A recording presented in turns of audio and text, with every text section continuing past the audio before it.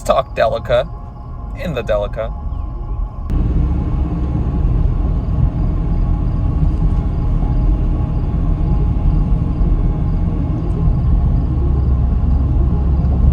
Oh, another Delica.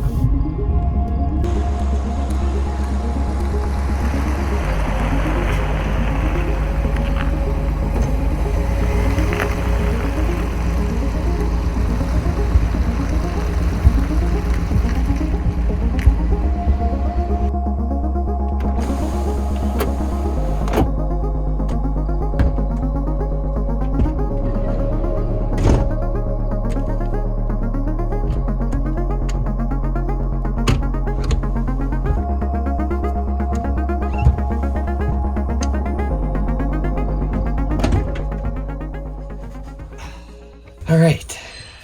Hey everyone, in today's video I'm going to be covering my journey of importing this 2005 Mitsubishi Delica from Japan over to Vancouver, Canada.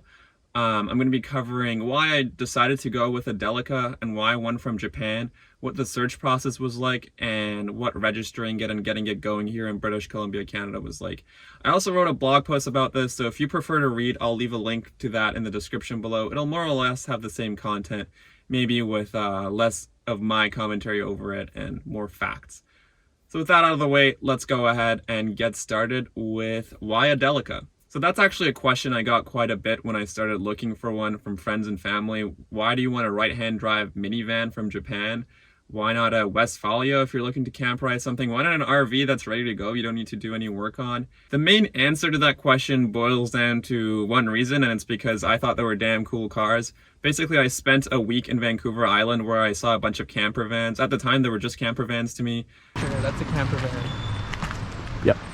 But I started connecting the dots and I realized most of them were actually this Mitsubishi Delica model. The day I came back from Vancouver Island, coming back home from that trip, I went to Velocity Cars here in Vancouver, which is a used car dealership that sells cars all from Japan. They had a few Delicas on the lot. I checked them out in person and I was like, okay, yeah, they're confirmed cool, having looked at them in person. My search started from there basically, and I started looking at a couple options from Craigslist, maybe one every week.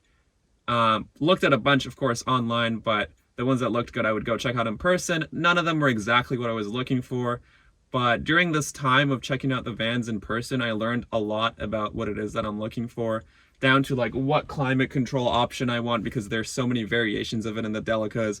Knowing that I want the Crystal Lite Roof, which is what you see above me, which is actually having slept under it now for a night, I can safely say that I'm glad I decided to go with that option because it made the search quite a bit harder. There aren't that many Delicas that are in mint condition with like all the other specs that I want that have the Crystal Lite Roof. My local search didn't yield any results, and December rolled around. I remembered that I have this connection who I was trying to import a car with back when I was in high school. A little backstory there is that I was trying to get a Toyota Supra as my first car. At the time I was living in Calgary, and I decided it's not the best choice importing a right-hand drive, rear-wheel drive, stick shift car as my first car that's not known to perform well in the snow. So I didn't follow through with it at the time, but I've always kind of had an interest in JDM cars, which are just Japanese domestic market vehicles, cars made to be sold in Japan. So at the time I didn't go through with that purchase or that import process, but I had this connection. I reached out to him. I was like, hey, I'm looking for a Delica with high roof, Crystal Lite Roof, and I want the gas engine, and this is my budget. And he was like, yeah, we can work on something. So around December, we started looking. I got access to an auction site. I set up email alerts for it. And basically every day I was getting emails for all the Delicas that were legal to be imported into Canada, which means 15 years or older, were landing in my inbox. Any ones that came up that were interesting, I would send over to William from JDM Connection. He would say, okay, yeah, this looks good. Let's get a translated auction report. From there, if it looked good and it was something that I wanted to move forward with in terms of actually bidding on it when it went on auction, we would get someone to check it out in person a couple hours before the auction went live. I would get more pictures, maybe some sort of rough mechanical history of like, oh yeah, it looks like it's had its oil change recently. And based on that knowledge, I would come up with a max price that I would want to bid. The price of the car itself is a very small portion of the total amount you'll pay. A lot of it goes towards shipping the car, paying for import and export fees. Secondhand cars in Japan are pretty cheap and cars depreciate quickly just because it's so expensive to own a secondhand car, which is why it's a great market to purchase cars from and bring them over to other countries if you can. Throughout this time from December to late February, I probably looked at 10 to 15 cars and bid on maybe around 10.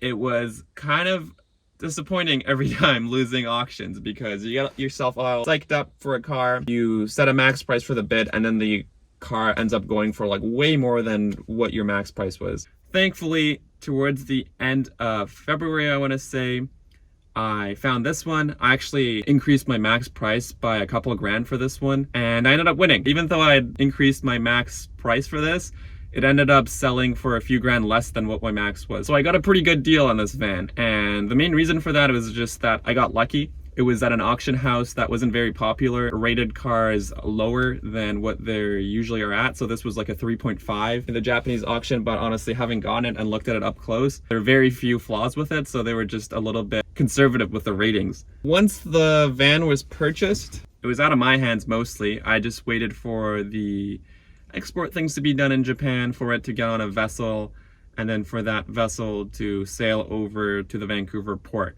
The only thing I could really do was go on Vessel Finder every once in a while and see where in the ocean it was during the couple of weeks that it was on the water. When it got here, it wasn't over yet, but it was a week or two until it cleared customs and it was released. When it was finally released, because of COVID restrictions, you had to actually get a tow truck to get it out of the parking lot to basically tow the car across the streets to where I could get it because the public weren't allowed. I got the car. Same day, I took it to get an inspection done. Most things checked out, except the tires were too old, so I ended up getting some KO2s on it, which is an upgrade I was going to make anyway, so I wasn't too bummed about. The next day, once I had the new tires on, I took it to get registered with an ICBC insurance broker. Had a couple of visits there just because they were having trouble registering it because these Delicas, the VIN is shorter than what their systems allow for. But it was finally registered by the next day and I had the car. Here it is. I'm sitting in it right now. I haven't done much in terms of camperization, and that's actually why I wanted to record this video now with the seats still in it, just to have some sort of record of these with the seats that I think are really cool, which is kind of a bummer having to take them out, but you definitely need the space that these seats take up. That's the journey so far. You've probably seen some shots of the van as I'm talking right now. I hope to hopefully make more videos of it, just going through the camperization process. The aluminum 8020 that I've ordered for building the bed has just arrived, so I'm going to start working on that. Start on taking out the seats, doing the subfloor and the floor, and then putting the bed in here, and whatever comes after that. Right now, the couple times I've taken it out, you can lay all these seats flat. I just put a queen air mattress over it, and it was still very comfortable. So I want to maintain usage of it while I'm building it out. That's pretty much it in terms of the process. This van does have an Instagram account. It's @20gear, which is for Space Gear. The Unicode character code for the space character is 20. That's the explanation behind that. Thanks for watching. If you have any questions, let me know down below. I'll see you next time. Bye-bye.